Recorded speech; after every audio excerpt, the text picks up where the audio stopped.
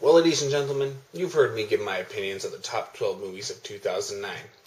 That didn't really work out too well, but hopefully I can regain your respect by doing what I do best, bitching about the worst movies of 2009. Now, before I get into that, please understand one thing.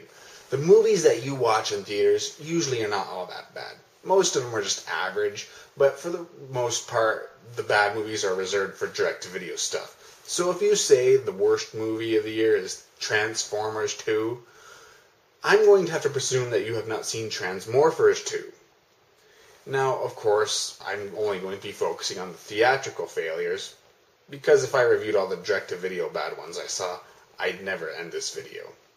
So, where do I start?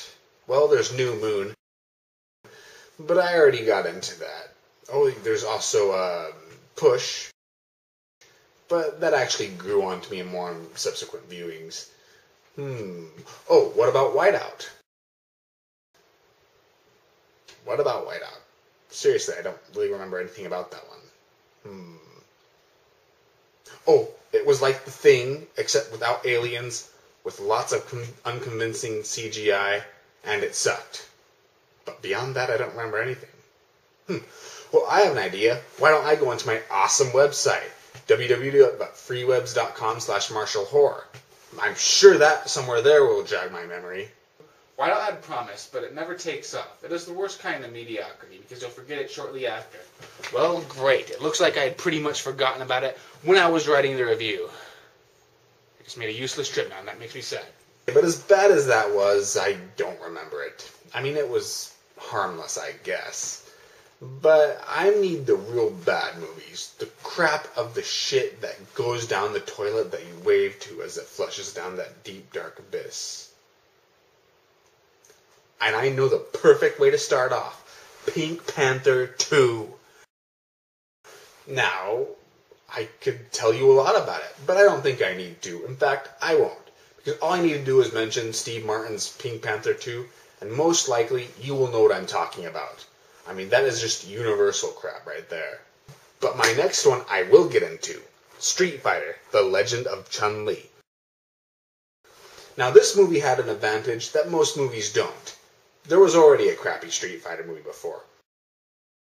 All it would have to do was be better than that one, and we will be okay with it. Unfortunately, somehow it completely backfired and ended up just as bad. Maybe even worse than the first one. What is its first sin? Well, for one, I don't think this movie could be any more different from the game if it tried. I mean, just look at some of these comparisons between the characters. They look and act nothing like them.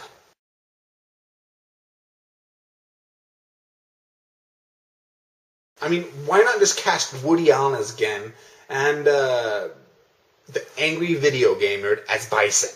You would still do better. At least it looks something more like the characters they're playing.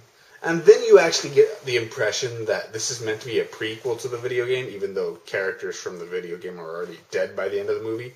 But when you think that it's setting up for a sequel that would be the first video game, it doesn't. It turns around and slaps us fans in the face and says, no, the video games do not exist in this stupid continuity. Who do they think their target audience is? No wonder this movie flopped. But you know what? Even though I played the games a bit as a kid, I was never a huge fan, so I could forgive being that unfaithful to its source material, even though it technically is one of the few adaptations that is even less faithful than Dragon Ball Evolution. But what I really cannot forgive is the overblown budget. Now, this movie allegedly cost between $50 and $60 million. Where did it all go? The CGI is okay, but nothing to jump up and down about, and there isn't a whole lot of it. There's no notable big stars that would demand that high of a salary. There's a crappy script. No visual style. I cannot see where all that money went. I was guessing when I first saw it that it cost at the most $10 million.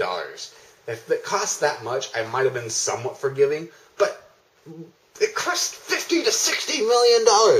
To add to the insult, I hated all the characters. They're all one-dimensional and bland. I hated their happy relationships. I mean, we're supposed to believe that there's some deep love between certain characters, and it doesn't work. Well, I hated just about everything. Although I will say that the actress who played Chun-Li was pretty good. And do I even need to bring up the crappy fight scenes? No, but I think I do need to bring up Chris Klein. Wow.